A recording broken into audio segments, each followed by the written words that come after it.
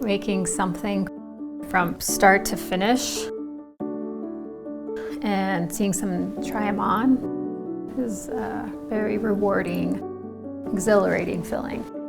I'm gonna try to be the best moccasin making craftswoman out there, improving every pair and master it.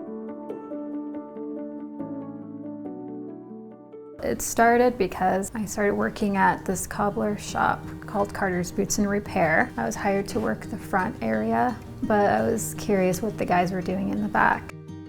But I wasn't interested in repairing things. I was more into making things. Started dabbling, making belts and leather bracelets. And when I decided to make a pair of moccasins, it was because of a boyfriend at the time wanted a pair. I found a piece of bison hide and decided to give it a go. I found a pattern, which is kind of like a basic slip-on style. I had never made anything from a pattern before, so that was challenging. I spent weekends and after work I would work on them. And so the first pair obviously wasn't perfect. It became such an obsession. That's all I would think about all day. So in the beginning, what I would do is I would work all day, my 8-hour shift, then I would stay, and then I'd work at night. The guys, they taught me a lot of techniques as far as different types of leather and the thicknesses and figuring out how you want to cut hides. Learning about the leather itself and figuring out what's a good, strong, thick piece for certain parts of the moccasin. I would have to share a workbench with the guys back there. Eventually, they kind of built me a little corner, so I had my own spot. And then I got really busy. I was like, I probably need some help. I was fortunate to gather a small group of Indigenous college girls, and they would come in after 6 p.m. and then we would work until like midnight. In 2020 is when I made the decision to become a full-time business, and that was the height of the pandemic. During the pandemic, they had to close down, but I was still able to work there by myself.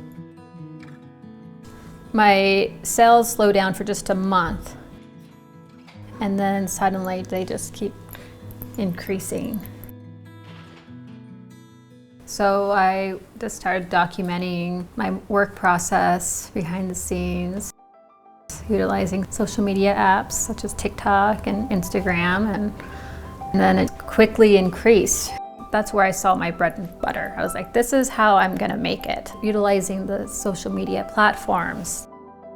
It takes a certain amount of patience and understanding. It is challenging to kind of keep up and evolving with the changes in it. Those are tools that are really crucial about having a sustainable business. And then I was part of Indigenous Artists You Should Follow on In Style. Stuff like that just kind of started happening. It just opened doors to other opportunities. I was clearly supposed to be doing this.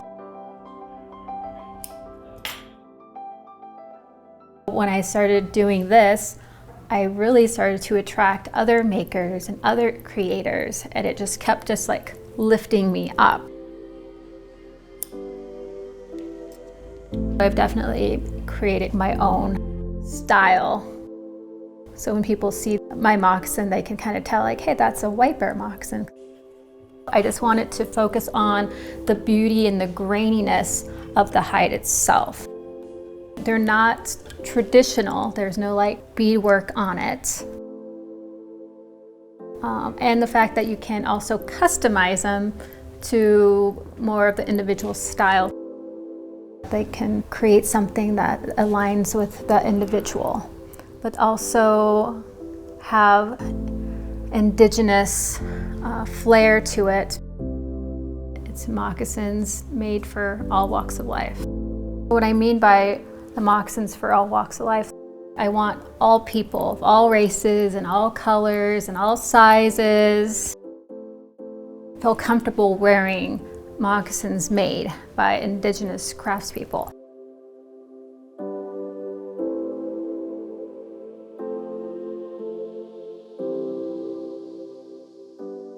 When I started making moccasins, I was so nervous I wasn't going to be accepted because they weren't traditional. So there was always this, oh, I'm a fake, I'm a phony. There's that fear, but I'm just going to stay true to myself. And with that, I started to attract other Indigenous people this naturally.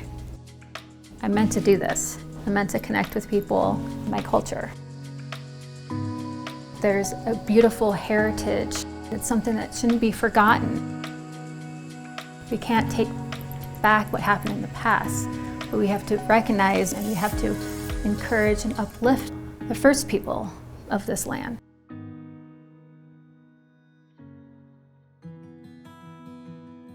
I personally, I've always learned a little bit differently. I had great dexterity with my hands early on, so I feel like I've always had that skill. And so growing up in a society where writing well and speaking well and shows your worth, those are strengths I've never had.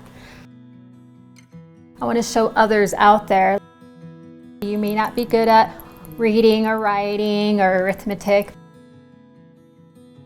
but hey, you can create something with these hands of yours, you know. Things that we use on the daily basis.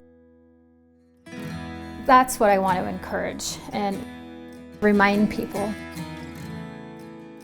I will continue to create. I'll probably be a little hunchback old lady making stuff. I think I'll always be creating something. That is part of who I am.